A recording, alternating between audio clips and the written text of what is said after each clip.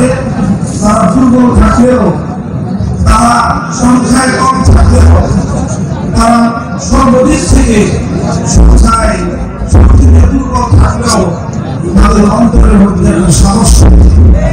আর মিথ্যাবাদীরা সংখ্যায় যতই বেশি থাকুক, শক্তিতে যতই বলিয়ান হোক, তাদের অন্তরের মধ্যে একটা ভয় থাকে। আজকের হিন্দুত্ববাদী শক্তি তারা মুসলমানদের 500 বছরের ইতিহাসকে কলমের কথা দিয়ে মুছে ফেলতে চেয়েছে এবং সেখানে আল্লাহর ঘর বাবরি মসজিদের জায়গায় রাম মন্দির নির্মাণ করেছে। মনে করেছেন যে এটাই মনে হয় ইতিহাসের শেষ অধ্যায়। আল্লাহ কসমকে বলি, এটা ইতিহাসের শেষ অধ্যায় নয়, বরং এই অধ্যায়ের দ্বারা আমার নতুন ইতিহাস রচিত হবে। রাম মন্দিরের জায়গায় আবার বাবরি মসজিদ নির্মাণ হবে।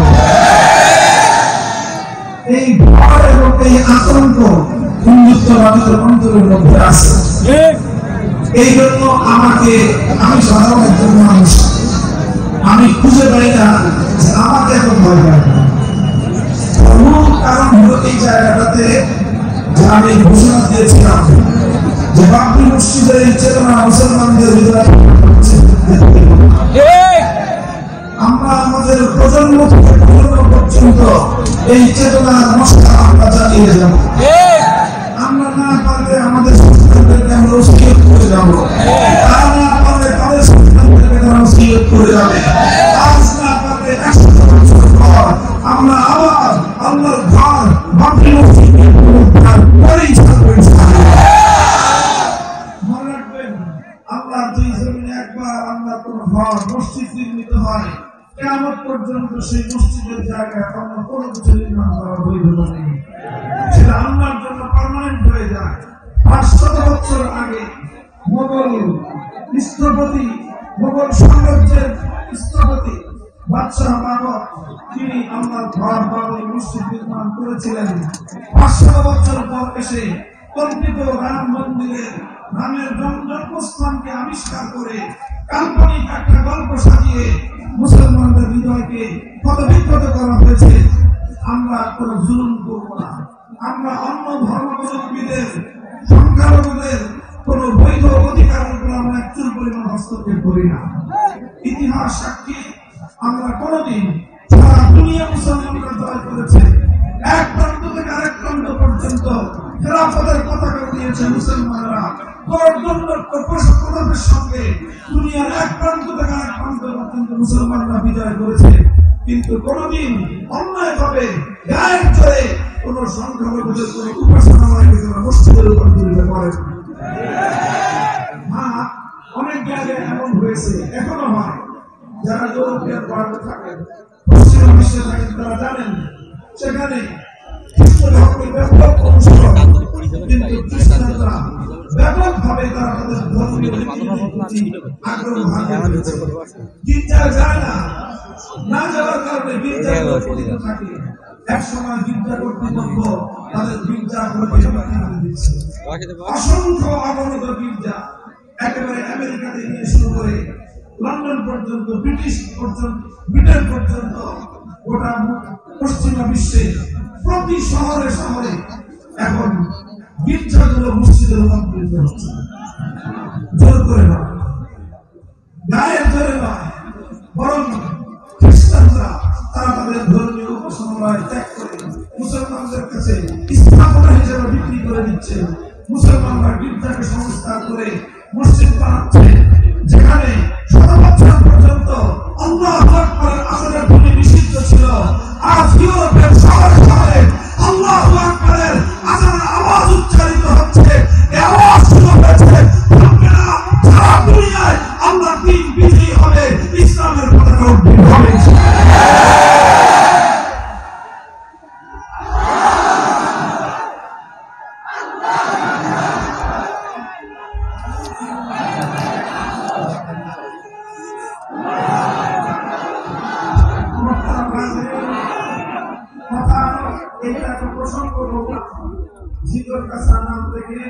আমার ইতিহাস মনে করে গেল, আজ থেকে প্রায় 33 বছর আগের ইতিহাস।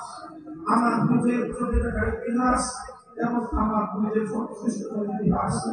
কাজেই আপনারা জীবন পাশাপাশি আপনাদের অধিকার, আপনাদের আগামী প্রজন্মের অধিকার জীবন বাঁচার অন্য সব ইতিহাসের পাশাপাশি আপনারা বাবরি মসজিদের ইতিহাস সংরক্ষণ করবেন। এই অধিকারটাকে এবং এই চেতনাকে, মসজিদের এই চেতনা, বাবরি মসজিদের চেতনা, এই মশাল প্রজন্ম থেকে প্রজন্ম পর্যন্ত আমাদেরকে ছড়িয়ে দিতে হবে। আল্লাহ পাক কবুল করেন। মোহতারাম হাজিরিন, আজকে আমার এই আপনাদের মাঝে আসার উপলক্ষ তৈরি করেছেন আপনাদের সকলের জনপ্রিয়, আমাদের অত্যন্ত শ্রদ্ধা ব্যক্তিত্ব, বাংলাদেশের একজন শিল্পপতি হিসেবে পরিচয় দিয়েছেন। আমি বলি যে না, শিল্পপতি হল প্রধান পরিচয় নয়, মানুষের কল্যাণ, মানব সেবা হল প্রধান পরিচয়। আমরা তার দুনিয়ার সম্পদ অনেককেই দেন, কিন্তু সবাইকে সেই সম্পদ মানবতার জন্য, ইসলামের জন্য, মানুষের কল্যাণে ব্যয় করা তৌফিক এটা আপনার যাকে দেন, যাদেরকে দেন, তারা পরম সৌভাগ্য লাভ করে। ডক্টর মহিউদ্দিন সাহেব, আমি দোয়া করি আল্লাহ পাক রব্বুল আলামিন এই যে কল্যাণ করে দিয়েছেন, এই কল্যাণটা আরো বৃদ্ধি করে। আমিন। হাদিসের মধ্যে আল্লাহ রাসূল সাল্লাল্লাহু আলাইহি ওয়াসাল্লাম ইরশাদ করেছেন, লা হাসাদা ইল্লা ফিসনাইন, লা হাসাদা ইল্লা ফিসনাইন, রাজুলুন আতাহু আল্লাহু মালান ফাসাল্লাতাহু আলা হালাকাতিহি ফিল হাক্কি, ওয়া রাজুলুন আতাহু আল্লাহুল কুরআন ফায়াকুমু বিহি আনা আল-লাইলি ওয়া আনা আন-নাহার। দুই ব্যক্তি পৃথিবীতে ঈর্ষণীয়, যাদেরকে দেখে মনের মধ্যে ঈর্ষা জাগা উচিত, আমিও যদি ওই ব্যক্তি হতে পারতাম। দুনিয়ার ক্ষমতা দেখে ঈর্ষা করার কিছু নাই, দুনিয়ার সম্পদ দেখে ঈর্ষা করার কিছু নাই। অমুকে এত সম্পদের মালিক, অমুকে এত টাকা পয়সা হয়েছে, অমুকে এত গাড়ি গাড়ির মালিক হয়েছে, ঈর্ষা করার কিছু নাই। অমুকে এত ক্ষমতা পেয়েছে, এত প্রভাব পেয়েছে, এমপি, মন্ত্রী, মিনিস্টার, প্রধানমন্ত্রী হয়ে গিয়েছে, এগুলো মুসলমানদের কাছে কোনো গোপনীয় বিষয় নয়।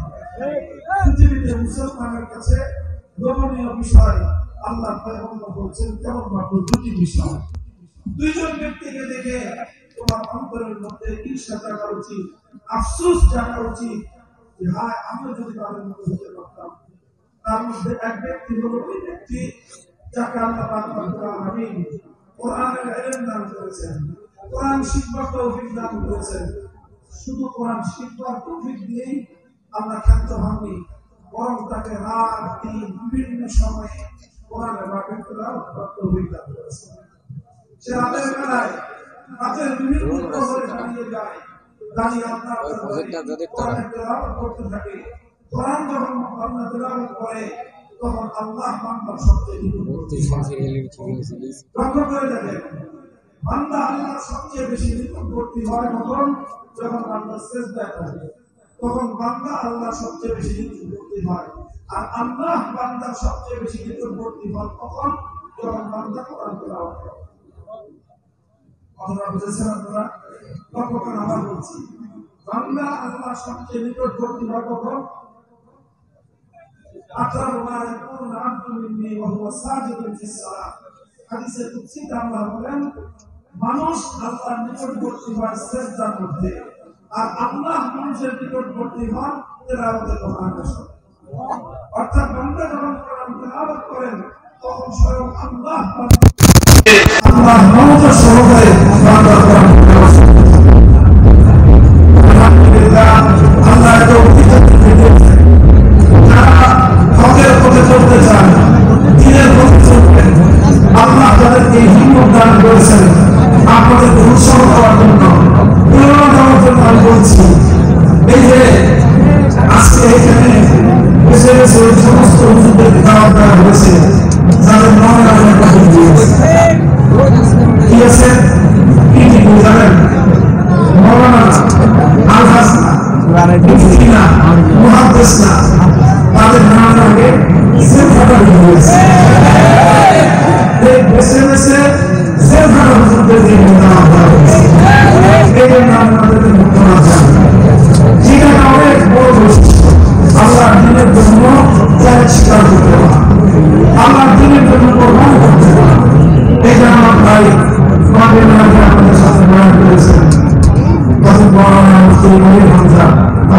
আল্লাহ আমি আমার সাথে প্রার্থনা করছিলাম আল্লাহ আমাদের ভাগ্য কোরআন হাফেজ করার তৌফিক দিয়েছেন আমাদের কোরআন হাফেজ করার তৌফিক দিয়েছেন আলহামদুলিল্লাহ আমাদের দুই ভাইয়ের মধ্যে একটা অলিখিত প্রতিযোগিতা ছিল এটা আমি আজকে আমি প্রকাশ করে যাই সেটা আমি লক্ষ্য করতাম যে বাবা আমি সারাদিন কোরআন তেলাওয়াত করতেছি আমি দিনের বেলা বেশি পারতাম না এই জন্য আমি তাকে পক্ষে আগে যাওয়ার জন্য রাতের বেলা বেশি করার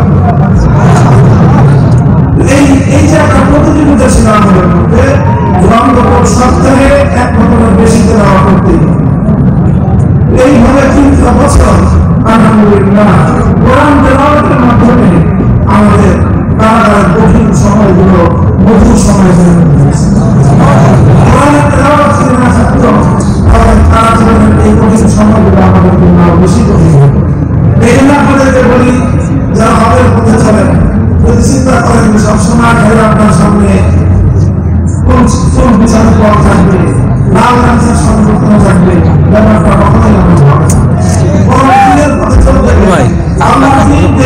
আমার নিচে কোনো তার নেই আমার নিচে কোনো তার নেই আমি সব রেগেই ধুয়ে দিচ্ছি এই পথটা রক্ত দেওয়ার পথ এই পথটা জীবন দেওয়ার পথ এই পথটা সাহায্যের পথ এই পথটা বড় বন্ধুর পথ এই পথে পাশে হলে কখনো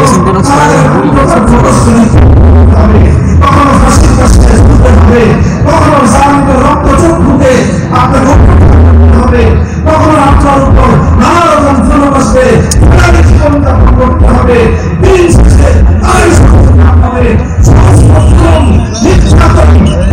কোরবানিতে আশীর্বাদে গ্রহণ করে নেবে সত্যের পথে পরিমাণ চলে যাবে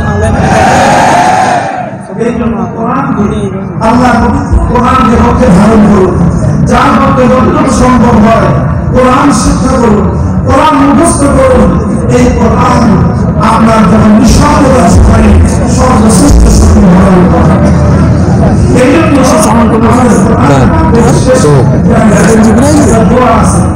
এই দোয়াটা একেবারে কোরআন হাদিসের স্পষ্ট দোয়া আমি বানিয়ে আল্লাহ এটা কমপ্লিট মনে হয় টানছে কিনা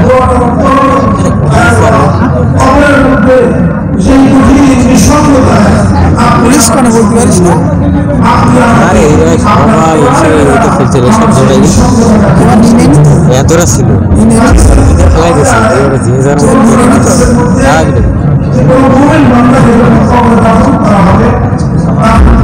তো ওই কষ্ট খেলে খেলাই দেবে তো এসে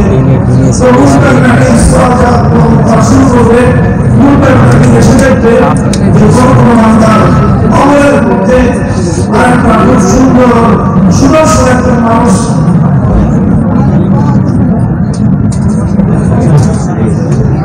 একজন সুদর্শন মানুষ খবরের মধ্যে মৃত ব্যক্তি পাশে দাঁড়িয়ে আছে বলবে যে ভাই তুমি এখানে কেন আমাদের এখান থেকে চলে যাও আমরা লোকটা বলবে যে আমি এই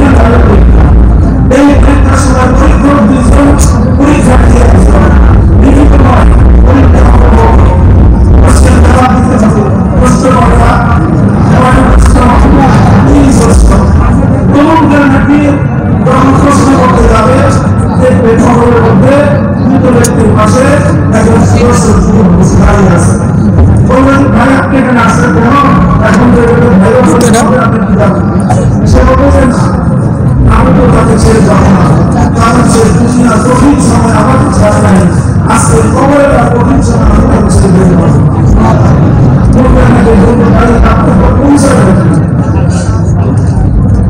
আমার পরিচয় করে আপনি কি প্রশ্ন করবেন তাড়াতাড়ি করেন, বলবে আপনার উপস্থিতি তো আমার প্রশ্ন করবো না, আমার উপস্থিতিতে যদি প্রশ্ন করতে মনে চায় করেন, তাহলে আপনারা যেতে পারেন, আমি তাকে ছেড়ে যাবো। রাষ্ট্রের বোঝে যাবে যে কবর জগতে মুনকার নাকিরের কথা করতে কথা বলে এই লোকটা কে আমার পরিচয় দিবে, আমার পরিচয় আমি আমাকে আমার পাকে আকুল দিয়ে আজ এই মৃত ব্যক্তিকে তার কঠিন দুঃসময়ে তার পাশে দাঁড়ানোর আমাকে পাঠিয়ে দিয়েছেন। মুনকার নাকিরের কাছে বলতে আল্লাহ সমস্যা হয়ে গেছে, কি সমস্যা? এই লোকের প্রশ্নের নিয়ম করো, একাত্তে তাকে প্রশ্ন করতে হবে, কিন্তু এই কোরআন বলতেছে যে সেই কাজে ছেড়ে যাবে। আল্লাহ ফয়সালা দিলেন, যেহেতু কোরআন আমার সিফাত, কোরআন আমার কালাম, আমি কোরআনের কোনো কথা অপূর্ণ রাখতে পারবো না। কাজে কোরআন যা বলে সেটা মেনে তোমরা এই ব্যক্তিকে সওয়াল জবাব করো। মুনকার নাকির তাকে সওয়াল করবে আর কোরআন তাকে সওয়ালের জবাব শিখবে। পরীক্ষার প্রশ্ন শিখাই দেবে কোরআন, আর মৃত ব্যক্তি সমস্ত প্রশ্নের জবাব দেবে। বলছিলাম আপনি যদি আজকে আমার কোরআনকে পক্ষে ধারণ করেন, আপনার প্রতিটি নিঃসন্দেহতায় কোরআন আপনার উত্তম সঙ্গী হবে। যদি কাউকে অন্ধকার তার প্রকষ্ট নিক্ষেপ করা হয়, তাহলে এই কোরআন তার জন্য সর্বশ্রেষ্ঠ উত্তম সঙ্গী। কবরের মধ্যে অন্ধকার গভীর কবরে কোরআন হল সর্বশ্রেষ্ঠ উত্তম সঙ্গী। আল্লাহ আমাদের সকলকে কোরআনের সঙ্গে, পবিত্র কোরআনের পাঠের সঙ্গে গভীর সম্পর্ক করা বলছিলাম। এক নম্বর হলো যে ব্যক্তি কোরআনের পাঠ শিখল এবং রাত দিন বিভিন্ন সময়ে কোরআনের তেলাওয়াত নিয়ে দাঁড়িয়ে থাকলো, নামাজের মধ্যে দাঁড়িয়ে তাদের আপনার কোরআন তেলাওয়াত করলো, এই ব্যক্তিকে যদি তোমরা কেউ দেখো, তাহলে তোমাদের কি হওয়া উচিত, রোগ হওয়া উচিত যে ওই ব্যক্তি, ওই ভাই যেভাবে কোরআন পড়তে পারে। আমি তো দুনিয়ার অনেক কিছু পারি, আমি তো দুনিয়ার সায়েন্স পারি, আমি তো দুনিয়ার ভাষা বিজ্ঞানের মধ্যে আমরা উৎকর্ষণ সাধন করেছি, ভাষা জানি, বিজ্ঞান জানি, সমাজ জানি, কিন্তু আমি তো তার মতো ঘন্টার পর ঘন্টা কোরআন তেলাওয়াত করতে পারি না। এই আক্ষেপ আমাদের সামনে হওয়া উচিত। এটা হলো এক নম্বর, যাকে আল্লাহ কোরআন দিয়েছেন এবং রাত দিনের নানা সময়ে দাঁড়িয়ে বসে আল্লাহ কোরআন তৌফিক দিয়েছেন। আর এই তেলাওয়াত দেখে সমস্ত ঈমানদারদের অন্তরে লোভ এবং আক্ষেপ হওয়া উচিত। আরেক ব্যক্তি হলো ওই ব্যক্তি যাকে আল্লাহ সম্পত্তি দিয়েছেন, আর সম্পত্তি যেই পরিমাণ দিয়েছেন তার চেয়েও বেশি সম্পত্তি গ্রহণ করার তৌফিক আল্লাহ দিয়েছেন। আল্লাহ রাব্বুল আলামিন আমাদের আজকে মাহফিলের প্রধান উদ্যোক্তা জনাব ডক্টর মহিউদ্দিন সাহেব, ওনার আল্লাহ রাব্বুল আলামিন এই বৈশিষ্ট্য আদান করেছেন, এই বৈশিষ্ট্যকে আল্লাহ আরোগ্য করে দেন। ওনার ওনার বংশের মধ্যে যেন এইভাবে অব্যাহত থাকে, আমরা তাদের প্রতি বেশি বেশি গ্রহণ করেন। আমি আপনাদের সামনে কোরআন পাঠ সূরা আহকাফ থেকে 13-14 নম্বর আয়াত তেলাওয়াত করেছি। এই আয়াত সম্পর্কে অল্প কয়েকটি কথা আমরা রব্বুল আলামিন এখানে মুমিনের মধ্যে তিনটি বৈশিষ্ট্যের কথা বলেছেন। আল্লাহ বলছেন ইন্নাল্লাযীনা ক্বালু রাব্বুনা আল্লাহ সুম্মা ইসতাকামু ফালা খাউফুন আলাইহিম ওয়া লা হুম ইয়াহজানুন। যে সকল ঈমানদার ক্যামেরা অর্জন করবে তাদের জন্য ভয়ের কারণ নাই, চিন্তার কারণ নাই, কারণ নাই। দুনিয়ার বিপদ, কবরের বিপদ, হাসরের বিপদ, সকল বিপদ পার করে জান্নাত পর্যন্ত পৌঁছে যাওয়া আল্লাহ সুবহানাহু। আর সূরা হামিম সাজদার মধ্যে আল্লাহ পাক এই বৈশিষ্ট্য সম্পন্ন ব্যক্তিদের ব্যাপারে আরো একটা সুসংবাদ দিয়েছেন। দুটি বৈশিষ্ট্যের কথা আপনি বলেছেন, যারা এই দুই বৈশিষ্ট্য পাবে তাদের নিকট দুনিয়ার এই জীবনে মৃত্যুর আগেই আল্লাহর পক্ষ থেকে একদম ফেরেশতা এসে হাজির হবে। তারপরে সে তাদেরকে বলবে আল্লাহ তাআলা বলবেন ব্যাটারি লাভ আছে তোমাদের কোনো টেনশন নাই, অমর বাণী শোনাবে, সঙ্গে সঙ্গে আরেকটা শুভ সংবাদ দেবে, সেটা হলো আল্লাহর পক্ষ থেকে আমি তোমাদের কাছে তোমার কাছে আমরা জান্নাতের সুসংবাদ দিয়েছি। দুনিয়াতেই একজন ফেরেশতা অ্যাক্সিডেন্ট মানুষের কাছে এই বার্তাটা নিয়ে আসে। একটা অভয় বাণী, টেনশন নাই, আরেকটা হলো সুসংবাদ। কিছু সুসংবাদ কি বললাম, কিছু সুসংবাদ বেহেশতের সুসংবাদ। এটা দুনিয়াতে আসে, কখন আসে? ঠিক মৃত্যুর আগ মুহূর্তে। মৃত্যুর আগ মুহূর্তে যখন মানুষ প্রচন্ড অসুস্থ হয়, ভয়াবহ এক কঠিন সম্মুখীন হয়, ওই সময়ে কিছু মানুষের কাছে এই নুরানি ফেরেশতা অভয় বাণী নিয়ে আসে আর জান্নাতের সুসংবাদ নিয়ে আসে। আমরা কারা কারা মৃত্যুর মুহূর্তে আল্লাহর পক্ষ থেকে ফেরেশতাদের মাধ্যমে এই অভয় বাণী আর সুসংবাদের বার্তা শুনতে চাই? আপনার আল্লাহ কবুল করেন।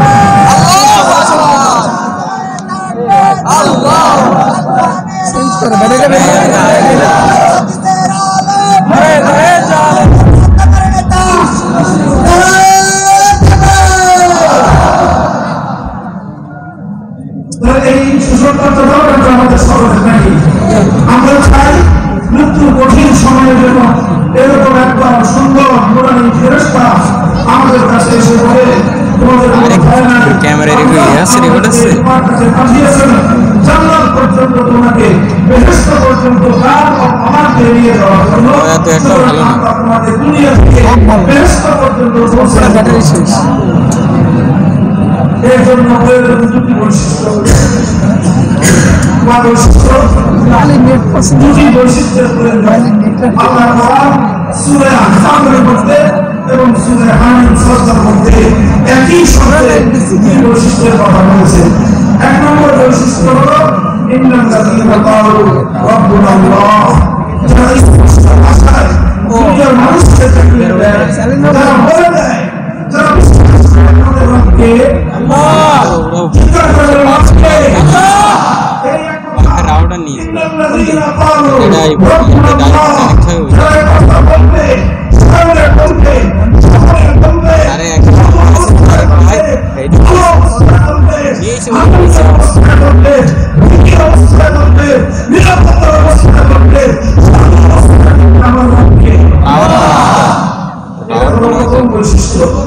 আমরা আমাদের রব আমরা রব হিসেবে মেনেছি তাকে, আমরা আমাদের জীবনের সকল ক্ষেত্রে একমাত্র রব মানি তাকে। রবের অনেক অর্থ আছে, কোরআন এবং হাদিসের আলোকে রবের সবচেয়ে গুরুত্বপূর্ণ যে অর্থ সেটা হলো রব অর্থ বিধান। রব যদি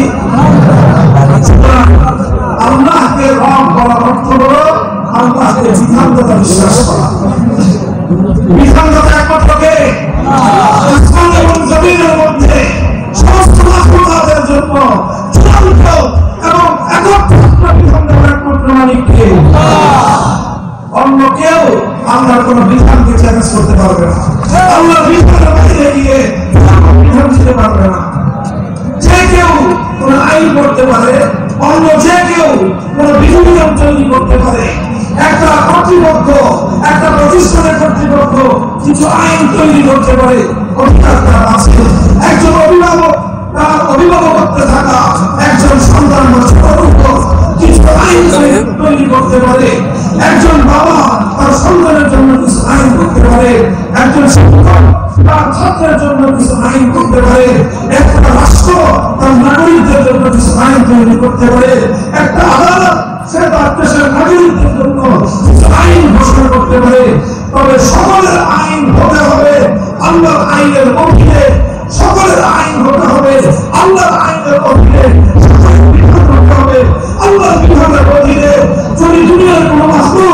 আল্লাহর বিধানের বাইরে গিয়ে কোনো বিধান দেয়, তাহলে মুমিন আল্লাহর বিধানের বাইরে অন্য কারো বিধান মানতে পারে না। এটা পরিষ্কার। ঈমানের এই পরিচয়, তাওহীদের এই পরিচয়, রুবুবিয়্যতের এই পরিচয় আজ মুসলমানরা ভুলতে বসেছে। মুসলমান অনেক কিছু জানে, আল্লাহ পাকওয়ালা জানে। মুসলমান অনেক কিছু জানে, আল্লাহ রিজিক দাতা এটা জানে। মুসলমান অনেক কিছু জানে, আল্লাহ সৃষ্টিকর্তা এটা জানে। মুসলমান অনেক কিছু জানে, আল্লাহ রক্ষাকর্তা এটা জানে। মুসলমান আল্লাহকে জানে, আল্লাহ জীবনদাতা এটা জানে, আল্লাহ মানুষের হায়াত মৌতের মালিক এটা জানে। কিন্তু একমাত্র বিধাতা আল্লাহ এটা মুসলমান জানে না। এই জায়গাটা থেকে বিপত্তি তৈরি হয়, এই জায়গায় বিরোধ আমাদের সঙ্গে এখানেই হয়। আমরা বলি আইন তোমাদের মানবো, ততক্ষণ মানবো যতক্ষণ তোমরা আল্লাহর আইনের অধীনে থাকবে। আর যখনই তোমাদের আইন আল্লাহর কোন আইনের সঙ্গে সাংঘর্ষিক হবে, আল্লাহর কোন আইনের সঙ্গে কন্ট্রাডিক্টেড হবে, তুমি যত বড় কর্তৃপক্ষ হও না কেন, একজন আল্লাহর ইমানদার স্পষ্ট ভাষায় যখন বলে দিবে আল্লাহর আইনের বাইরে গিয়ে কোন আইন আমরা মানি না। এটাই হলো রুবুবিয়্যতের অর্থ। ইন্নাল্লাযীনা ক্বালু রাব্বুনাল্লাহ, যারা বলবে আমাদের রবকে। দেখেন এটা একটা কঠিন সবক, এটা অনেক গুরুত্বপূর্ণ একটা সবক। আল্লাহ রাব্বুল আলামিন এই সবকটা মুমিনের জীবনে অসংখ্যবার আল্লাহ বাতলে দিয়েছেন, অনেক গুরুত্ব দিয়েছেন আল্লাহ। আচ্ছা দেখি আমি আপনাদেরকে শুধু স্মরণ করা দিই। কোরআনে পাকের সর্বপ্রথম সূরা কোনটি? সূরাতুল ফাতিহা। সূরাতুল ফাতিহার প্রথম আয়াত কোনটি? আলহামদুলিল্লাহি রাব্বিল আলামিন। এই জগৎ সমূহের মধ্যে একমাত্র বিধান চলবে কার? আল্লাহ। রব্বুল আলামিন মানে হলো আসমানের বিধান চলবে কার? আল্লাহ। জমিনের বিধান চলবে কার? আল্লাহ। দেশের মধ্যে বিধান চলবে কার? আল্লাহ। সংসদের বিধান চলবে কার? আল্লাহ। গণভবন বঙ্গভবনের বিধান চলবে কার? আল্লাহ। নিম্ন আদালতে বিধান চলবে কার? আল্লাহ। উচ্চ আদালতে বিধান চলবে কার? আল্লাহ। সুপ্রিম কোর্টে বিধান চলবে কার? আল্লাহ। যারা সর্বত্র আল্লাহর বিধান দাতা মানে তারাই আল্লাহকে রব্বুল আলামিন মানে। আর যারা বলে সব জায়গায় আল্লাহর বিধান চলবে কিন্তু সংসদে আল্লাহর বিধান চলবে না, তারা রব্বুল আলামিন মুখে বলতে পারে, তারা কার্যক্রমে আল্লাহকে অস্বীকারকারী। যারা রব্বুল আলামিন বলে কিন্তু বলে আদালতে আল্লাহর আইন চলবে না, আদালতে চলবে সংসদপ্রণীত আইন, আল্লাহর আইনের বিরুদ্ধে আদালতকে যারা ভিন্ন আইনে পরিচালিত করে তারা নিজেদেরকে মুসলমান বলে পরিচয় দিতে পারে কিন্তু তারা আল্লাহর একত্ববাদকে বিশ্বাসকারী নয়। তাহলে কোরআন শুরু হলো কিসের শিক্ষার মাধ্যমে? আলহামদুলিল্লাহি আলহামদুলিল্লাহি রাব্বিল আলামিন। প্রথম শিক্ষাটা কি হলো? রবকে। এরপরে পূর্ণ কোরআনে অসংখ্যবার আল্লাহকে রব বলা হয়েছে, রব বলা হয়েছে, রব বলা হয়েছে। সর্বশেষ যেই সূরার মাধ্যমে কোরআনের পাঠ শেষ হলো সেই সূরাটার নাম কি? সূরা নাস। সূরা নাসের প্রথম আয়াত কি? কুল আউযু মানুষের রবকে, মানুষের রবকে। কোরআনের শুরুতে রব্বুল আলামিনের শিক্ষা, কোরআনের শেষে রব্বুল নাসের শিক্ষা, অর্থাৎ মানব জাতির জীবনের উপর চলবে কার? আল্লাহ। গেল কোরআন। সূরা ফাতিহা প্রতিদিন একজন মুমিনকে 5 ওয়াক্ত নামাজে, 5 ওয়াক্ত নামাজে শুধু ফরজ নামাজ হলো ফজরে 2 রাকাত, যোহরে 4 রাকাত, আসরে 4 রাকাত 10 রাকাত, মাগরিবে 9 রাকাত 13 রাকাত, এশায় 4 রাকাত 17 রাকাত, আবার বিতরে 4 রাকাত 3 রাকাত, কত হলো? 20 রাকাত। কত হলো? 20 রাকাত। সুন্নতের মুআক্কাদা ফজরে 2 রাকাত, যোহরে 6 রাকাত 8 রাকাত, মাগরিবে 2 রাকাত 10 রাকাত, আর এশায় 2 রাকাত 12 রাকাত। 12 আর 20 32 রাকাত নামাজের মধ্যে সূরা ফাতিহা পড়তে হয় কয়বার? কমপক্ষে কয়বার? কমপক্ষে 32 বার। তাহলে 32 বার রব বলতে হয় কাকে? এরপরে আপনি কেরাত করলেন, সূরা মিলালেন, সূরা মিলায় আপনাকে 32 রাকাত নামাজে রুকু করতে হবে কয়টা? হিসাব করে বলেন। 32 রাকাত নামাজে রুকু কয়টা? 32টা রুকু। এক একটা রুকুতে 3টা তাসবিহ পড়তে হয়। রুকুর তাসবিহটা কি? সুবহান রাব্বিয়াল আযীম। পবিত্র রবকে আমার রবকে আল্লাহ। তাহলে 32 রাকাত নামাজে 32টা রুকু, এক এক রুকুতে কমপক্ষে 3 বার রব্বি আল্লাহ রব্বিল আযীম মহান আল্লাহকে রব বলে ঘোষণা করতে হচ্ছে। 3 32 96 বার। কয়বার? 96 বার রুকুর মধ্যে রব বলতে হয় কাকে? এক এক রাকাত নামাজে সাজদা কয়টা? 32 রাকাত নামাজে সাজদা কয়টা? 64টা সাজদা। এক একটা সাজদায় 3টা তাসবিহ করতে হয়। সাজদা তাসবিহ কি? সুবহানাল্লাহ, পবিত্র আমার মহান। তাহলে রব বলা হলো কাকে? 32 রাকাত নামাজে 64টা সাজদা, এক একটা সাজদা 3 বার করে আল্লাহকে রব বলে স্বীকার করতে হচ্ছে। 3 64 দ্বিগুণে 3 6 18 180, 3 4 12 192 বার। 192 বার আপনাকে রুকুর সাজদার মধ্যে আল্লাহকে রব বলতে হচ্ছে। 32 রাকাত নামাজে 96 বার আপনাকে রব বলতে হচ্ছে। 32 রাকাত নামাজে অন্তত 32 বার সূরা ফাতিহায় আল্লাহকে আপনাকে রব বলে স্বীকার করতে হচ্ছে। প্রতিদিন এইভাবে এত শত শত বার আল্লাহকে রব বলে স্বীকার করা, আল্লাহর রুবুবিয়তের ঘোষণা দেওয়া, আল্লাহর এই রুবুবিয়তের শিক্ষাকে অর্জন করা। এটা কেন? এটা কেন? এটা কেন? কারণ তুমি যখন মৃত্যুবরণ করবে, তোমার অনন্তকালের জন্য সর্বপ্রথম যে পরীক্ষাটা হবে, সেই পরীক্ষার উপর নির্ভর করবে তোমার পরকালের জীবনের সব শান্তি সফলতা, পরকালের জীবনের মুক্তি এবং নিরাপত্তা। সেখানে সর্বপ্রথম তোমার প্রশ্ন থাকবে তোমার রব্বুকা, তোমার রব। সর্বপ্রথম প্রশ্ন কি? জোরে বলেন। সর্বপ্রথম প্রশ্ন কি? মার রব্বুকার অর্থটা কি? মার রব্বুকার অর্থ হলো তোমার জীবনে বিধান চলবে না।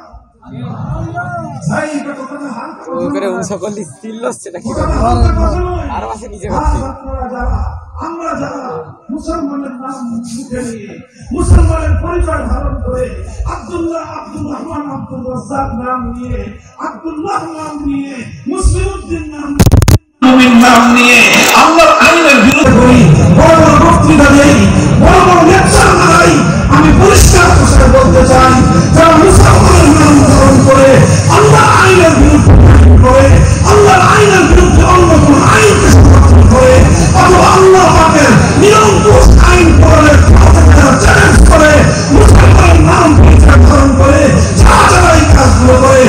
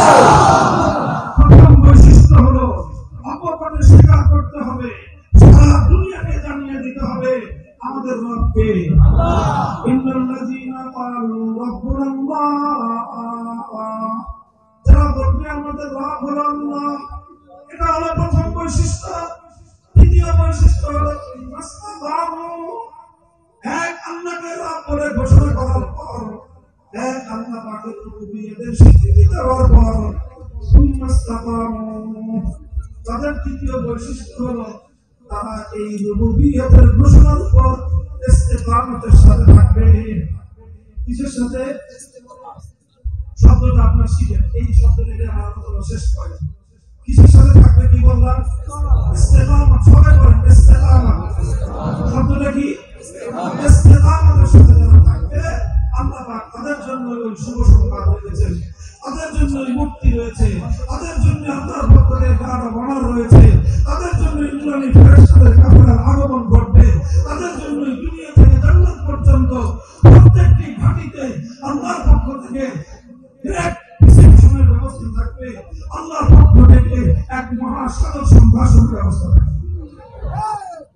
আল্লাহকে রব হিসেবে মানতে হবে, আল্লাহকে রব হিসেবে ঘোষণা দিতে হবে, অথবা ইস্তেকামতের সাথে থাকতে হবে। কিসের সাথে? জোরে বলেন, কিসের সাথে? এখন আমি ছোট করে ইস্তেকামত শব্দের অর্থ বুঝাবো, আমার আলোচনা শেষ। ইস্তেকামত শব্দের অর্থ বাংলায় বলা হয় দৃঢ়তা, অটলতা। আল্লাহকে রব বলে কচু পাতার পানির মতো হলে চলবে। আল্লাহ কিন্তু মুমিনদের সাথে ইস্তেকামতের কথা বলেছেন, এটা একটা তাৎপর্যময় বিষয়। ইস্তেকামতের কথা আল্লাহ কেন বললেন? কারণ আল্লাহ ভালো করে জানেন, যারা এক আল্লাহর বিধান মানতে চাইবে তাদেরকে ধাক্কা দেওয়া হবে। যারা এক আল্লাহর বিধান দুনিয়াতে বাস্তবায়ন করতে চাইবে তাদের সঙ্গে অনেক বাধা বিপত্তি আসবে, অনেক ঝড় ঝাপটা আসবে। এই বাধা বিঘ্ন, এই প্রত্যেকটি ঝড় ব্যাটারি থাকে না, ওটা চার্জ হয় না, ব্যাটারি হলে চলবে। ঘরের কচু পাতার পানি যখন থাকে, পানি কিন্তু দেখতে খুব সুন্দর দেখা যায়, কথা ঠিক কিনা? কচু পাতার পানি দেখতে খুব সুন্দর দেখা যায়, কিন্তু সামগ্রিক ধাক্কা লাগলে সেই পানি থাকে, সেই পানি পড়ে যায়। কাজী মাথায় টুপি পরছেন, খুব সুন্দর দেখা যায়, নাম ধারণ করেছেন ইমানি নাম, মুসলিম নাম, শুনতেও সুন্দর শোনা যায়, 14 পুরুষ 14 গোষ্ঠী ইমানদার, ভালোই তো লাগে, সব সুন্দর আছে, কিন্তু দেখতে তো সুন্দর, কিন্তু যখনই আল্লাহর রুবুবিয়্যতের উপর আপনি থাকতে চাইবেন, আপনার উপর ধাক্কা আসবে, আপনার উপর ঝড় আসবে, আপনার উপর তুফান আসবে, আপনার ঈমান যদি তখন কচু পাতার পানির মতো হয়, তাহলে ওই ঈমান দিয়ে আখিরাত তো দূরের কথা, দুনিয়াতেও ঈমানদারের পরিচয় দেখা যেতে পারে। এই জন্য কিসের সাথে থাকতে হবে? ইস্তেকামতের সাথে থাকতে হবে। ইস্তেকামত কি জিনিস? ইস্তেকামত মানে হলো দৃঢ়তা, ইস্তেকামত মানে হলো অটলতা। ইস্তেকামত সম্পর্কে আমি আপনাদেরকে দুটি মন্তব্য শোনাবো। একটি মন্তব্য হলো শাইখুল ইসলাম ইবনে তাইমিয়া রাহমাতুল্লাহি আলাইহি বলেছেন, আল ইস্তিকামাতু আফদালুল কারামা। আল ইস্তিকামাতু আফদালুল কারামা। আমরা দুনিয়াতে যারা আল্লাহ বলা হয়, আল্লাহর খাস বান্দা, আল্লাহর পেয়ারা বান্দা, তাদের কারামত থাকে। তাদের কি থাকে? কারামত থাকে। আমরা তাদের বলি কেরামতি, অলৌকিক ক্ষমতা। এটা আল্লাহর পক্ষ থেকে চাওয়া হয়। কারামাতুল আউলিয়ায়ে হাক্কুন।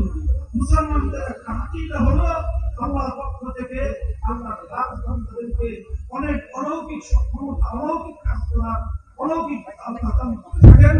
এই কারামতকে বিশ্বাস করতে হয়। এটার মধ্যে শিরকের এটাও কারামত।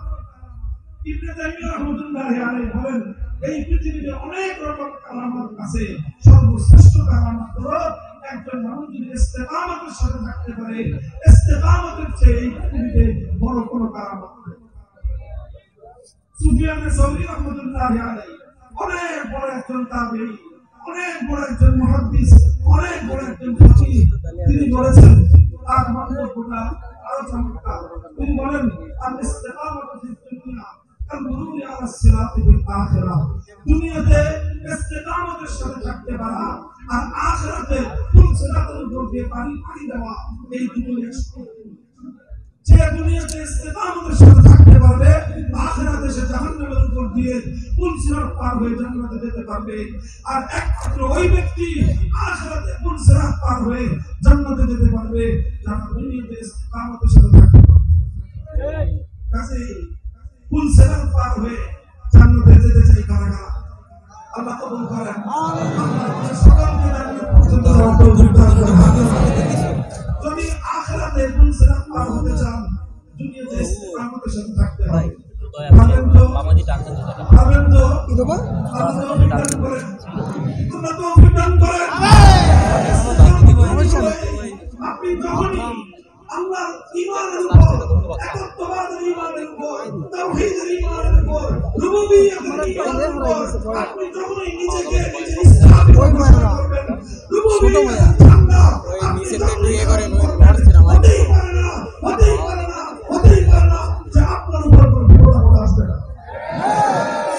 হাসিবান নাস আন ইউতরাকু আন ইয়াকুলু আমান্না ওয়া হুম লা ইফতানুন। মানুষ কি এটা মনে করে যে তারা আল্লাহর রুবুবিয়্যতকে আঁকড়ে ধরবে আর তাদের উপর কোনো বিপদ আসবে না? মুশরিক কেন এটা হবে না? কাজেই আপনি যখনই আল্লাহর রুবুবিয়্যতের ঘোষণা দিবেন, এক আল্লাহর তাওহীদকে যখনই আপনি আঁকড়ে ধরবেন, তখন সারা দুনিয়ার গায়বুল্লাহ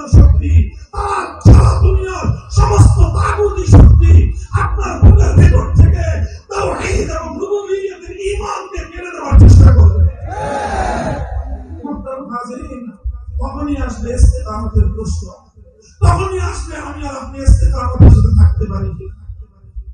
ভাই, আমি অনেক মানুষ দেখেছি বছরের পর বছর, যুগ পেরিয়ে গেছে, অন্ধকার প্রকোষ্ঠে কঠিন জীবনযাপন করছে, যাদের নাম শুনলে পর্যন্ত বাইরে থেকে আমাদের বুকটা ভয়ে কেঁপে ওঠে, হায় হায় ওরা না যদি কি অবস্থা।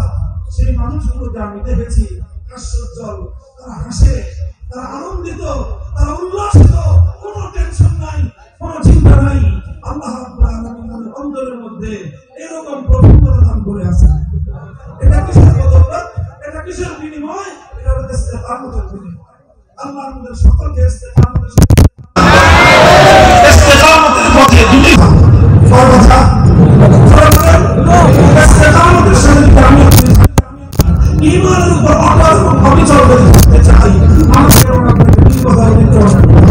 কয় কথা জোরে বলেন। প্রথম কথা হলো কিসের কথা? মানুষের কথা। প্রথমে আমাকে আপনি যারাই আল্লাহ রুবুবিয়্যাতের ঈমানকে আল্লাহ জমিনে বাস্তবায়ন করার চেষ্টা করবে, প্রথমেই তাদের সামনে লোভ আসবে, লালসা আসবে, প্রলোভন আসবে। টাকার লোভ দেখানো হবে যে আসো তুমি ঈমানের পথ ছেড়ে দাও, এত টাকা তুমি পাবা। অথবা কখনো পথ পদকের লোভ দেখানো হবে, ঈমানের পথ ছেড়ে দাও, দুনিয়াতে তোমার জন্য সম্মান অপেক্ষা করছে, দুনিয়াতে তোমার জন্য অনেক বড় পথ পদক অপেক্ষা করছে। লোভ লালসার বাধা আসবে, এই বাধাটা আসবে প্রথমে।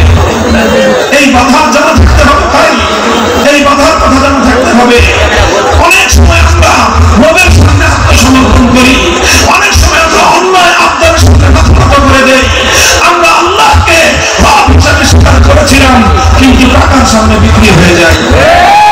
আল্লাহকে রব বলে ঘোষণা করেছিলাম, দুনিয়ার সকল স্বার্থের সাথে আমরা বিক্রিয়ে যাই। কথা বলেন ঠিক না ঠিক? এই লোভ লালসা, এটা হলো ইস্তেকামতের পথে প্রথম বাধা। কথা বোঝা গেল? দ্বিতীয় বাধা হলো কেউ যদি লোভ লালসার বাধা অতিক্রম করতে পারে, কেউ যদি লালসার বাধা অতিক্রম করতে পারে, কেউ যদি লালসা, লোভ লালসা, এই দুনিয়ার স্বার্থের বাধা যদি অতিক্রম করতে পারে, তারপরে তার সামনে তৃতীয় বাধা আছে ভয়ভীতির বাধা। কিসের বাধা? এই যে আপনারা আল্লামা সাইয়্যিদ রহমাতুল্লাহ আলাইহির আত্মার মাগফিরাত কামনায় মাহফিল করতেছেন, চিনেন ওনাকে?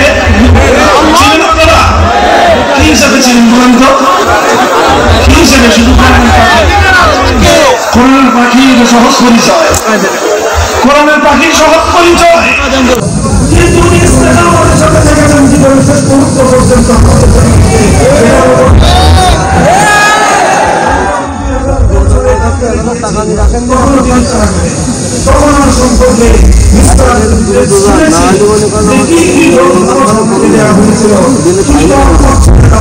তোমার জন্য অনেক বড় সম্পদ অপেক্ষা করছে, তোমাকে অনেক চিন্তা হবে, রাষ্ট্রবাহী দেওয়া হবে, এই দেওয়া হবে, এই মর্যাদা দেওয়া হবে, এই দেওয়া হবে। সব লোক মানুষকে তিনি জীবনে ধরেছেন, লোক মানুষকে তিনি কবর কামনা করেছেন, ইস্তেকামতের সাথে ঈমান করেছেন। এরপরে দ্বিতীয় আন্দোলন করে এসেছে, যখন দেখেছে ছোট আন্দোলনে দিয়ে উঠে নাই, তখন তারা আন্দোলন ভাঙা করেছে। কতটুকু ভাঙা করেছে? যতটুকু আন্দোলন শেখ হাসিনার পর ভাঙা হতে পারে ততটুকু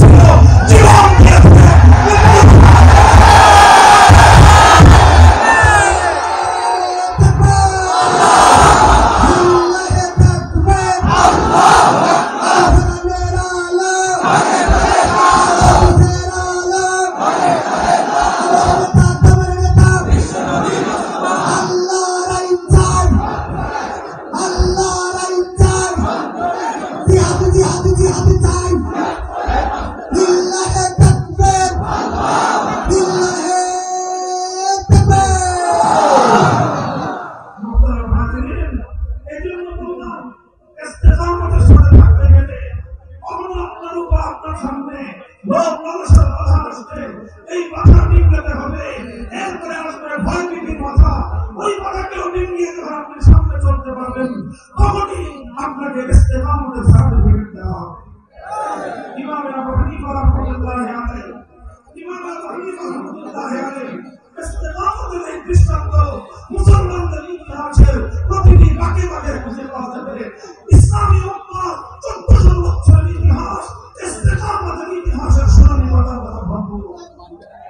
ইমাম আবু হানিফা রাহমাতুল্লাহি আলাইহি সময়ের অত্যাচারী শাসক ওনাকে ওনার হজের পথ থেকে বিচ্যুত করার জন্য প্রথমে প্রস্তাব করেছিল। ভাই কথা বলেন না। কি অফার? কি বললাম?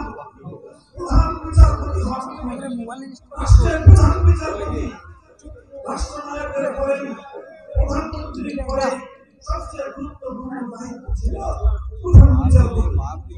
ইমাম আবু হানিফা রাহমাতুল্লাহি আলাইহি চিন্তা করেছিলেন, যদি আমি এই লোকের অধীনে প্রধান বিচারপতির দায়িত্ব গ্রহণ করি তাহলে আমার দ্বারা সে সমর্থিত হবে, অথচ সে একজন জালেম, সে একজন অত্যাচারী। আমি একজন অত্যাচারী শাসকের অধীনে প্রধান বিচারপতি হলে তার জুলুম এবং তার অত্যাচারকে সমর্থন করা হবে।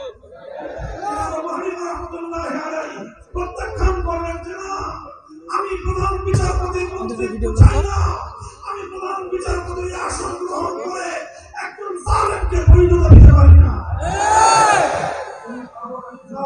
সেই জালেমকে বৈধতা জানতে হবে।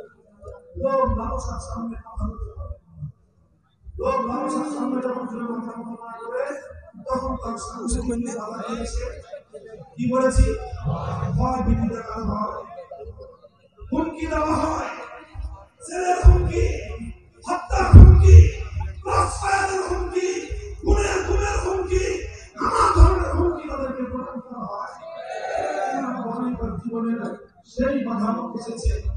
ইমাম আবু হানিফা যখন জালিমের প্রধান বিচারপতির পদ এটাকে রিফিউজ করে দিলেন, প্রত্যাখ্যান করে দিলেন, তখন ওনার সামনে দ্বিতীয় বাধা আসলো, ভয় ভীতির বাধা। পুলিশ পাঠিয়ে ওনাকে গ্রেফতার করে নিয়ে যাওয়া হলো, ওনাকে কারাগারে বন্দী করা হলো। উনি কারাগারের অন্ধকার প্রকোষ্ঠে বেঁধে নিলেন, অগ্রাধিকার দিলেন জালিমের সামনে মাথা নত করেন। এরপরে জালিম দেখলো যে এই নরমাল জালিম ইমাম আবু হানিফাকে এভাবে পাগে আনা যাবে না। উনি যখনই মুক্ত হবেন, মুক্ত হবেন, যখনই তিনি বের হবেন, তিনি আবার একত্ববাদের কথা বলবেন, তিনি আবার ন্যায় ও ইনসাফের কথা বলবেন, তিনি আবার জুলুমের বিরুদ্ধে রুখে দাঁড়াবেন। কাজেই ইমাম আবু হানিফাকে বাঁচতে দেওয়া যাবে না। জেলখানার মধ্যে ষড়যন্ত্রমূলক ভাবে বিষ প্রয়োগ করে ইমাম আবু হানিফা রাহমাতুল্লাহি আলাইহি জেলখানায় পয়জন দিয়ে মানুষকে হত্যা করা, শহীদ দিনের দায়ী, দিনের ঝান্ডাবাহী, একত্ববাদের ঝান্ডাবাহী, আল্লাহর দিনের ঝান্ডা বুলন্দকারীদেরকে কারাগারের অন্ধকার প্রকোষ্ঠে নির্মমভাবে হত্যা করার ইতিহাস নতুন নয়। এই ইতিহাস নতুন নয়। ইমাম আবু হানিফা রাহমাতুল্লাহি আলাইহি কারাগারের অন্ধকার প্রকোষ্ঠে বিষ প্রয়োগ করে হত্যা করা হয়েছে। ইমাম আবু হানিফা প্রধান বিচারপতি এই নবনীয় পদ, এই দুবাইয়ে করেছেন, মৃত্যুর ভয় দুবাইয়ে করেছেন, কারাগারে নিক্ষিপ্ত হওয়ার হুমকি দুবাইয়ে করেছেন, সব কিছু তিনি পায়ের নিচে বিষ্ট করেছেন। আল্লাহ দিনের উপর, আল্লাহ নবীর ঘোষণার উপর আল্লাহর অবিচল ইস্তেকামতের সাথে থেকেছেন।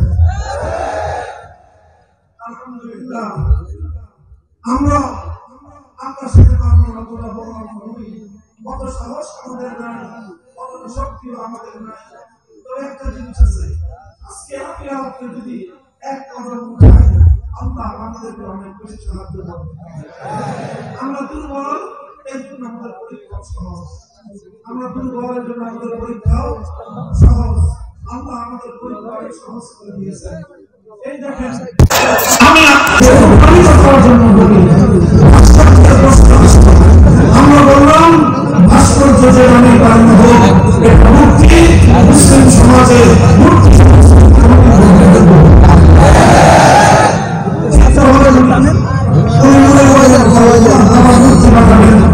দেশের সম্পত্তি দিয়ে না, আমার সম্পত্তি দিয়ে বানাবেন, সমস্যা নেই।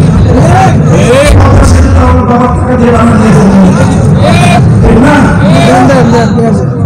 বানিয়েছেন টাকা দিয়ে, কত সেতু লিঙ্ক রোড, এক্সপ্রেস হাইওয়ে বানিয়েছেন তারা ব্যক্তিগত জনগণকে দিয়েছেন, তাই না?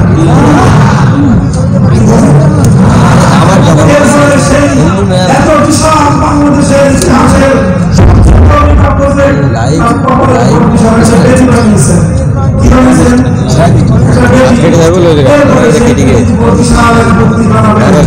কত স্বপ্ন, কত পরিকল্পনা, সেই বেদিতে হবে না বাবার সেই বেদিতে বসবে বাংলাদেশের মানুষ যখনই পদ্মা সেতুর দিকে রওনা করবে তখনই তার বাবার সঙ্গে তার বাবার সঙ্গে শ্রদ্ধা হবে। এই ছিল তার স্বপ্ন যে একটা মুসলিম জাতি ধীরে ধীরে কালচারের দিকে ধাবিত হবে, একত্ববাদের চেতনা পুনরুদ্ধিত হয়ে সেই শান্তি চেতনা মুসলমানদের সঙ্গে বাস্তবায়িত হবে। এই স্বপ্ন ছিল না। আমরা বললাম যে না, হিন্দুরা তাদের মন্দিরে মূর্তি বানায়, ওটা নিয়ে আমাকে পুরা হচ্ছে। প্রত্যেক ধর্মাবলম্বী স্বাধীনভাবে তাদের ধর্ম পালন করবে, ওটা নিয়ে আমাদের কোনো কথা নেই। বরং সব ধর্মাবলম্বীদের ধর্ম পালনের স্বাধীনতা থাকবে, এটাই ইসলামের শিক্ষা। কিন্তু 90% মুসলমানদের সম্পদ দিয়ে মুসলমানদের এলাকায় মুসলমানদের সমাজে নামে মূর্তি বানিয়ে মুসলমানদের সমাজকে মূর্তি সংস্কৃতির দিকে ধ্বংস করা হবে। আর সমাজ বসে থাকবে আমাদের খুব আনন্দিত হবে। এত ক্ষেত্রে যে বলা যাবে না, মানুষ বেশি চেপলে মাথা খারাপ হয়ে যায়। তিনি বন্ধুদের মতো আচরণ শুরু করেন। আমি পরিষ্কার ভাষায় বলেছি, আজও বলি, একটা বন্ধু, একটা ফেরাউন, একটা কারণ, আর একটা আব্দুল্লাহ ইবনে উবাই, রইসুল মুনাফিকিন, চারটাকে পড়ে গেলি ধরে আমার কাছে একটা স্পষ্ট ব্যাখ্যা আছে। একটা কথা বলি না,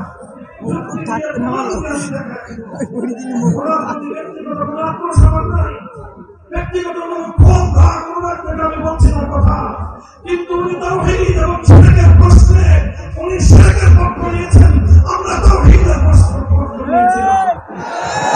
আমরা তাওহীদের কথা বলেছিলাম, উনি শিরককে বাস্তবায়ন করার চেষ্টা করেছিলেন। তাওহীদ এবং শিরকের লড়াইয়ে আমরা কারারুদ্ধ হয়েছি, আমরা মাসলুম হয়েছি, তিনি আমাদের উপর জুলুম করেছেন। আর সাধারণ মাসলুমের লড়াইয়ে প্রথমে ওনাকে বিজয়ী দেখা দিয়েছে, চূড়ান্ত বিজয় ওর আশীর্বাদের মুক্তি আল্লাহ আমাদেরকে দিয়েছেন।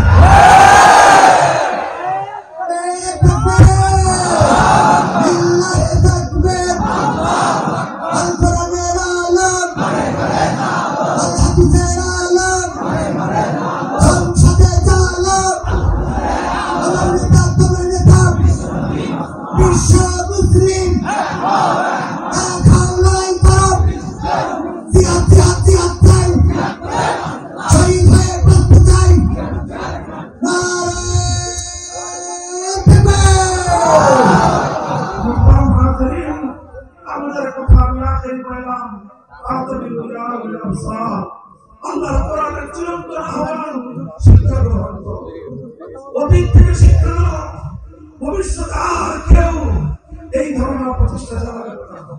জুলুমের পথ ভয়ঙ্কর পথ, জুলুম যারা করে আর কিয়ামত পর্যন্ত এই জুলুমের মাত্রা বাড়তে বাড়তে জুলুমটা বহু অন্ধকার হয়ে তোমাকে ঘিরে ধরবে। শুধু আখিরাত নয়, এই দুনিয়াতেও যে বা যারা জুলুমের পথ অবলম্বন করবে, জুলুমের কারণে মাসলুমের আহাজারি আল্লাহর দরবার পর্যন্ত পৌঁছে মাসলুমের ফরিয়াদ আর আল্লাহর আরশের মাধ্যমে কোনো পর্দা নাই।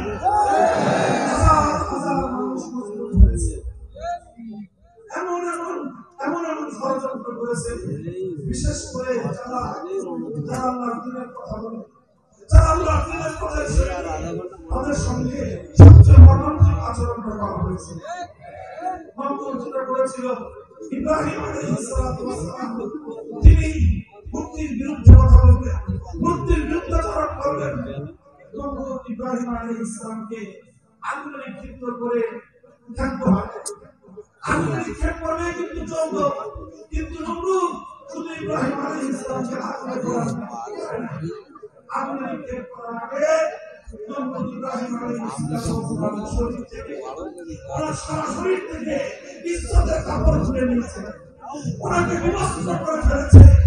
চিন্তা করতে পারেন, এই পৃথিবীতে অসংখ্য অগণিত নবী আল্লাহ প্রেরণ করেছেন, একজন মাত্র নবী যাকে আল্লাহ উপাধি দিয়েছেন খলিলুল্লাহ, আল্লাহ বন্ধু। সারা দুনিয়ার মানুষ কাপড় পরে আছে, আল্লাহ বন্ধু গায়ে কাপড় নাই, ওটার আওয়াজ থরথর করে কেঁপে উঠেছিল। কেন করেছিল নমরুদ এই কাজটা? যে তুমি আমার মূর্তির বিরুদ্ধাচরণ করলা, আমি শুধু তোমাকে আগুনে পুড়াইয়ে খাইতে পাবো না, আমি তোমার শরীর থেকে ইজ্জতের কাপড় খুলে ফেলতে পারি। নমরুদ ইব্রাহিম আলাইহিস সালাম লাঞ্ছিত করতে চেয়েছিল। ইতিহাস কি বলে? ইব্রাহিম আলাইহিস সালাম লাঞ্ছিত হয়েছেন, নমরুদ লাঞ্ছিত হয়েছে। কিয়ামতের দিন পৃথিবীর সমস্ত মানুষ যদি বিবস্ত্র থাকবে, মুক্ত থাকবে, কোন নারী পুরুষ কারো শরীরে কাপড় থাকবে না। আউয়াল মান ইউসায়াউল কিয়ামত ইব্রাহিম খলিলুল্লাহ, সর্বপ্রথম গোটা মানব সভ্যতার সামনে, সমগ্র মানব জাতির সামনে আমার আল্লাহ সকলের পরমপুত্রদের হাতে যাকে সর্বপ্রথম কাপড় পরিধান করবেন, তার নাম হলো ইব্রাহিম আলাইহিস সালাম। আল্লাহ এই বিগত স্বৈরাচারী ফ্যাসিবাদী এই ব্যবস্থা সবচেয়ে ভয়ঙ্কর দিক যেটা ছিল, সেটা হলো সমস্ত তাওহীদের যারা মুসলিম ছিল, যারা তাওহীদের একাত্মবাদের কথা বলতো, তাদের সকলকে অসম্মান করার চেষ্টা করেছে, অপমান করার চেষ্টা করেছে, প্রত্যেকের নামে মানহানিকর মামলা দিয়েছে। শুধু হত্যা মামলা নয়, মানহানিকর মামলা দিয়ে সাক্ষী বানিয়েছে, বাদী বানিয়েছে, সব কিছু তার বাড়ি থেকে তৈরি করে এনে নমরুদ, ফিরআউন, কারুন, আব্দুল্লাহ ইবনে উবাইদের এই যুগের অনুসারী হিসেবে নিজেকে প্রতিষ্ঠিত করেছে। আল্লাহ তাআলা ধ্বংস করেছেন নমরুদ এবং ফিরআউনকে আল্লাহ ধ্বংস করেছিলেন, তাকে আল্লাহ তাকে সেভাবে ধ্বংস করেছেন। ফিরআউনকে আল্লাহ এমনভাবে ধ্বংস করেছেন, শুধু ধ্বংস হয় নাই, কিয়ামত পর্যন্ত ফিরআউন শীঘ্রই বেঁচে গেছে। নমরুদকে আল্লাহ ধ্বংস করেছেন, শুধু ধ্বংস করেন নাই, কিয়ামত পর্যন্ত একটা দৃষ্টান্ত, একটা স্যাম্পল হিসেবে বিশ্ববাসীর সামনে জালিম অত্যাচারীদের জন্য স্যাম্পল হয়ে আছে।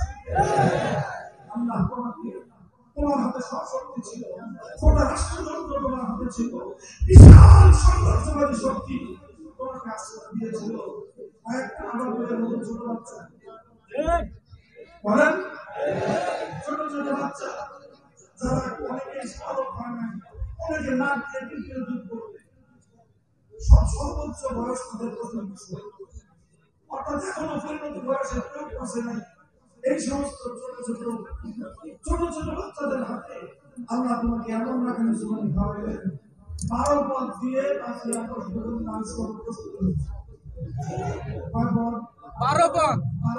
তারা ভক্ত দিয়েছে, তারা দিয়েছে সব 12 পদ একসাথে নিয়ম দেওয়ার নেই,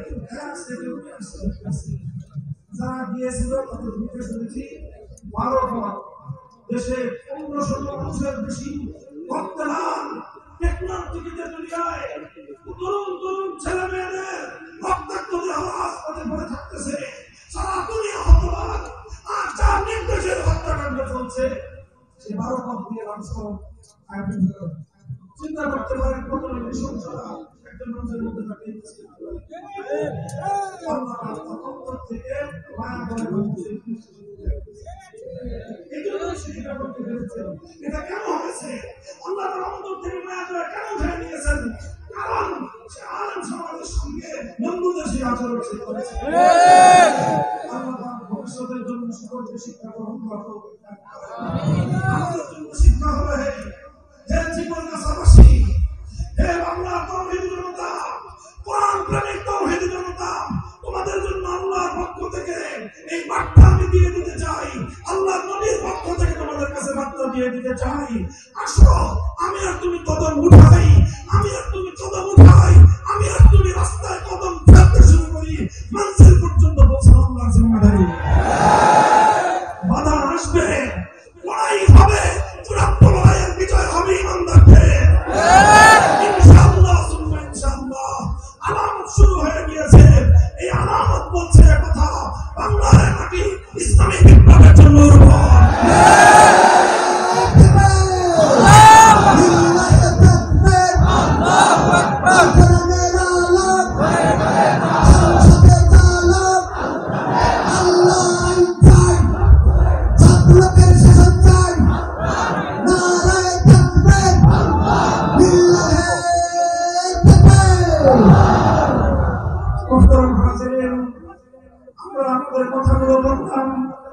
আমরা সকলে একত্রবাদের ভিত্তিতে তাআলামুনা কালিমাতিস সামাইন বাইনা ওয়া বাইনাকুম আল্লাহ না'বুদু ইল্লাল্লাহ ওয়া লা নুশরিকা বিহি শাইআ। যারা আল্লাহর রজ্জুকে আঁকড়ে ধরতে চায়, ঐক্যের মাধ্যমে হাজার বছর ইসলামী যে ঐতিহ্য রয়েছে, মুসলমানদের পূর্বসূরীদের পক্ষ থেকে আমাদের কাছে যে আদর্শ রেখে দিয়ে দেওয়া হয়েছে, সেই আদর্শের পথে পথ চলে, সাহাবায়ে কেরামের পথে পথ চলে, পূর্বসূরীদের পথে পথ চলে, সমস্ত জালিমের মোকাবিলা করে আমরা যদি আমাদের দায়িত্বটা পালন করতে পারি, বিজয় দেওয়ার মালিককে আল্লাহ, বিজয় দেওয়ার মালিককে আল্লাহ। আল্লাহ রাব্বুল আলামিন আমাদেরকে কিছুটা দেখিয়েছেন যেন আমরা অনুপ্রাণিত হয়ে সামনের সহজতা চলতে পারি। রাজি আছেন তো ইনশাআল্লাহ? আল্লাহ আমাদের সকলকে তৌফিক দান করুন। আমরা একটা সময় চলছি পথ, এখনই আমাদের দেশে শেষ করতে দেশে এখনো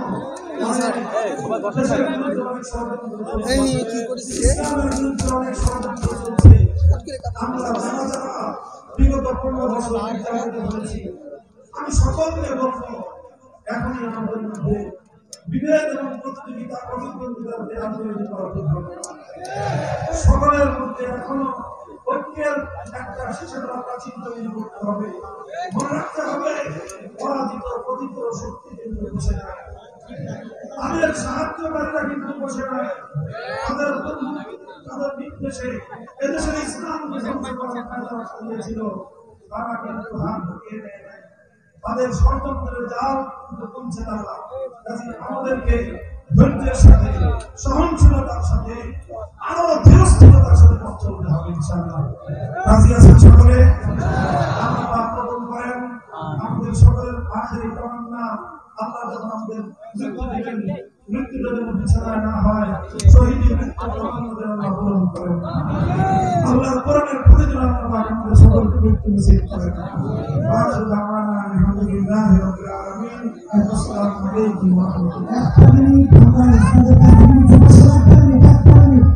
আমাদের তাওহীদি জনতার যে জনস্রোত, এই জনস্রোত আমরা অন্ধকারে দেখতে পাচ্ছেন কিনা, আল্লাহ জানে যা ভালোবাসেন আমরা দেখতে চাই, আমরা ডান পাশে বাম পাশে সবাইকে দেখতে চাই। স্কুলের ছাদে আমাদের উপরে যত আজকে তাওহীদি জনতা, আপনাকে দেখুন, আপনি দেখুন, এই তাওহীদি জনতা কোরআনের জন্য আপনাকে ভালোবাসে, ইসলামের জন্য আপনাকে ভালোবাসে, আপনার জন্য জীবন উৎসর্গ করতে একমাত্র করবেন এই তাওহীদি জনতা। সবাই দেখতে চাই এই প্রাণ দাঁড়িয়ে পাবে আজকে আমাদের মুসলমানের জন্য, আমাদের এই সীমান্ত মন্ত্রীর কাছে ডাক্তার শেখ মহিউদ্দিন সাহেব এবং আল্লামা মামুনুল হক সাহেবের জন্য আমরা